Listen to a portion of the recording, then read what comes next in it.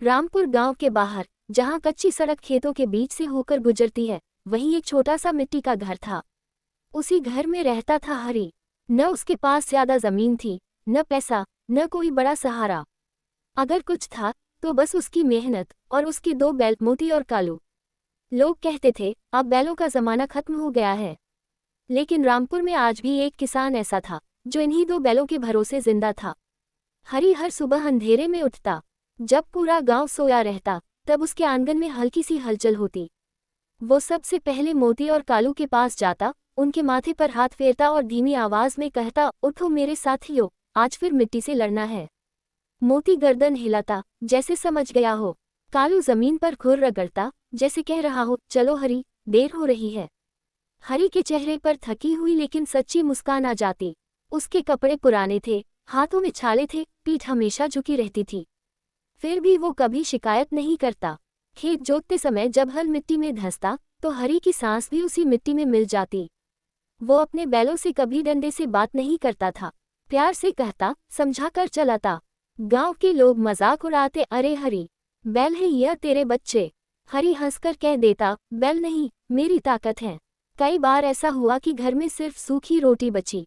हरी आधी रोटी खाकर सो गया, लेकिन मोती और कालू को पूरा चारा जरूर दिया, क्योंकि हरी जानता था अगर ये दोनों थक गए तो उसकी दुनिया रुक जाएगी। समय बीतता गया, मेहनत जारी रही, लेकिन उस साल किस्मत ने मुंह मोड़ लिया। बादल आए, खूब आए, लेकिन बरसे नहीं। खेत की मिट्टी फटने लगी, फसल पीली पड़ गई। हरी रोज शाम को खेत में खड़ा होकर सूखी जमीन को देखता रहता। मिट्टी को हाथ में लेकर आंखें बंद करता और बुदबुदाता, हे भगवान, बस एक बार साथ दे दो। लेकिन भगवान चुप था। कर्ज बढ़ने लगा। एक दिन साहूकार उसके घर आया।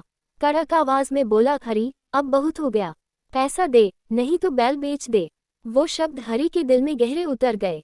बैल बेचना मतलब अपनी आत्मा बेच देना। उस रात हरी सो नहीं पाया। वो आंगन में बैठा रहा। मोती उसके पास आकर खड़ा हो गया। कालू ने धीरे से अपना सिर हरी के कंधे पर टिका दिया। हरी की आंखों से आंसू बह निकले। कांपती आवाज में बोला, अगर तुम दोनों चले गए तो हरी क्या बचेगा। अगली सुबह भारी कदमों से हरी बैलों को लेकर मंडी पहुंचा। चारों तरफ शोर था, सौदे हो रहे थे, हंसी मजाक चल रहा था। लेकिन हरी के लिए वो जगह किसी शमशान से कम नहीं थी। एक खरीदार आगे आया, कीमत लगाने लगा। उसी पल मोती ने जोर से आवाज निकाली। कालू पीछे हट गया। लोग रुक गए। कोई बोला, अजीब बैल हैं, कोई बोला, लगता है जाना नहीं चाहते। हरी वही जमीन पर बैठ गया। उसके हाथ कांप रहे थे, आंखों से आंसू मिट्टी में गिरने लगे। वो फूट फूट कर बोला, मैं इन्हें नहीं बेच सकता, ये मेरी जान है। भीड़ में खड़े एक बुजुर्ग किसान ने सब देखा। वो आगे आया, हरी के सिर पर हाथ रखा और बोला, बेटा, मेहनत करने वाला किसान कभी अकेला नहीं होता। उसने साहूकार का कर्ज चुका दिया। मोती और कालू बच गए। हरी उस दिन बैलों को लेकर घर लौटा तो उसकी आंखों में आंसू थे, लेकिन वो आंसू हार के नहीं थे, वो राहत के थे। अगले साल बारिश आई, खेत हरे हो गए। मोती और कालू खेत में हल खींचते रहे। हरी आसमान की तरफ देखकर मुस्कुराया।